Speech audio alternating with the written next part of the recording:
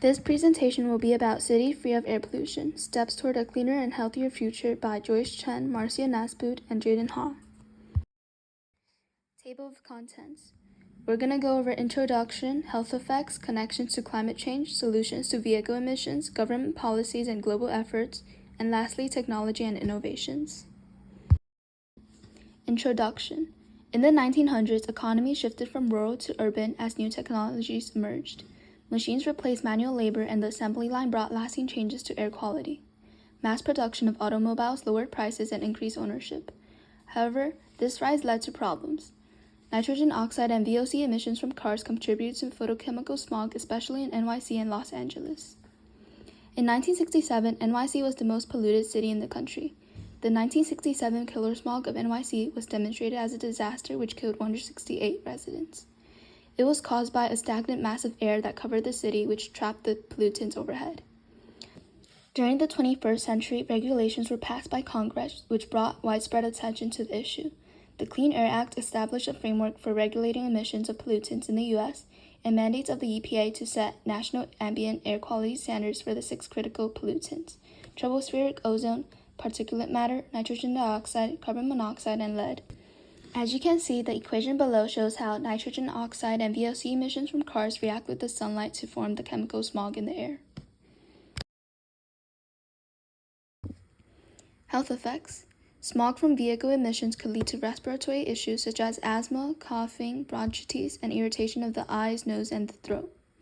It could also lead to cardiovascular dysfunction and increased risks of heart disease, strokes, and may require hospitalization for extended periods of time.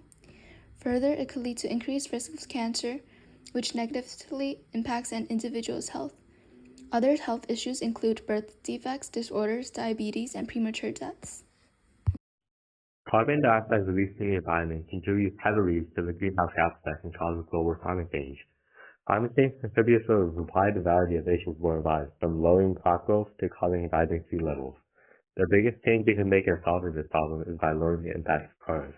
In 2020, cars contributed over 45% of the world's carbon dioxide emissions in transportation, emitting over 3.5 billion metric tons.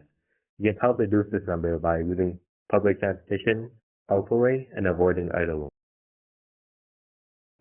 Public transportation is the most effective way to reduce your carbon emissions. It cuts down the amount of cars on the road and the carbon emissions of everyone using it. By switching from using a car to public transport, we can collectively save over 37 million metric tons of carbon dioxide in the U.S. every year. Carpooling is also effective. Similarly to public transportation, it also takes cars off the road and is more efficient in carbon emissions per person. If the average number of passengers per car increased by 9%, carpooling will be able to prevent over 9.6 billion metric tons of carbon dioxide from 2020 to 2025. Idling is unnecessary for modern cars and emits preventable carbon dioxide. Every year, cars emit over 30 million metric tons of carbon dioxide in the U.S. solely from idling. Always remember to turn your car off when waiting for someone on the side of the road and reduce your carbon footprint. Government policies and global efforts. Now, apart from individual actions people can take, there have been efforts made by governments to reduce air pollution. Some of these actions include passing the Clean Air Act of 1963 in the United States and the International Paris Agreement. The Clean Air Act regulates fuel quality, therefore banning vehicles from using unclean fuels such as leaded gasoline and high-sulfur diesel. It also establishes that vehicles need a state emission inspection to ensure they don't go over the EPA's set emission standards. If the vehicle does go over it, they must undergo maintenance to reduce the emissions they produce. The Paris Agreement aims to slow down global warming by reducing the amount of air pollution each nation contributes. There are also regulations placed individually by states in the U.S.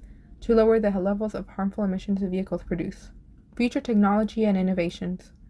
Technology is also playing a large role in reducing emissions released by vehicles. Electric and hybrid vehicles have started becoming more popular in recent years, and they emit less greenhouse gases than gasoline-powered vehicles. This claim is true even when the emissions released from manufacturing are taken into consideration, with electric vehicles releasing over 200 grams per mile of greenhouse gas emissions less than a gas car according to the EPA. Other types of vehicles, like hydrogen fuel cell ones, are being made. These type only emit water vapor.